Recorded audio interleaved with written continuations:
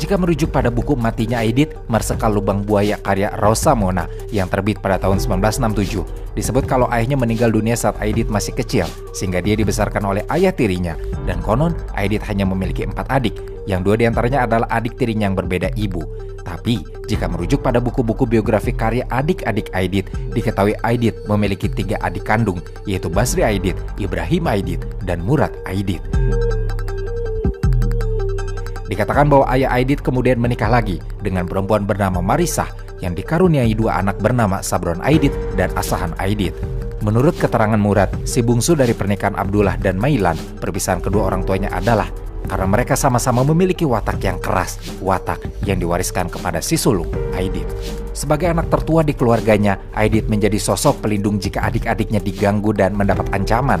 Dia tumbuh menjadi anak yang sangat berani, pandai bergaul, dan diketahui memiliki banyak teman.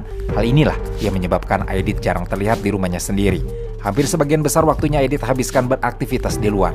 Ayahnya tidak melarang sebab memang memberikan kebebasan anak-anaknya untuk bermain, asal tidak meninggalkan tugas dan pelajaran dari sekolah. Sebagai seorang anak, Aidit mendapatkan pendidikan yang cukup baik dari orang tuanya.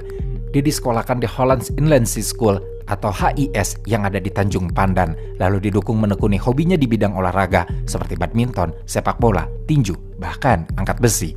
Meskipun menjalani pendidikan di sekolah Belanda dan mendapatkan kebebasan dari ayahnya, tapi karena Aidit tumbuh dan berkembang di tengah masyarakat Melayu yang sangat religius, Aidit tetap menjadi anak yang sangat agamis.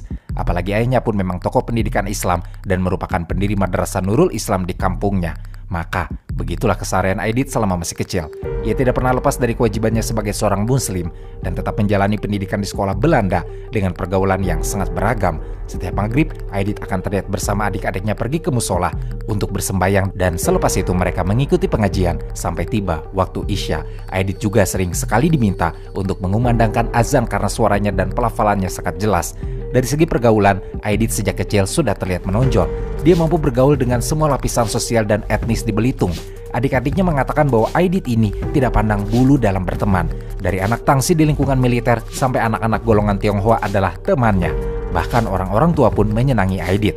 Pergaulan Aidit yang sangat luas inilah yang membuat Aidit memiliki kepekaan sosial yang jauh lebih dalam jika dibanding anak-anak seusianya. Dalam buku harian Aidit yang ditemukan, Aidit menulis bahwa dia sering diajak pergi memancing ikan pada malam hari oleh ayah temannya yang memang berprofesi sebagai nelayan. Pengalaman ini ditulisnya dengan sangat rinci. Bahkan Aidit mencatat tentang berapa jumlah hasil tangkapan nelayan dan ongkos yang dikeluarkan setiap perjalanan melaut. Aidit menulis kalau hasil jeripayah nelayan-nelayan ini ternyata tidak sebanding dengan upah yang didapat dalam menjual hasil tangkapannya di pasar. Tidak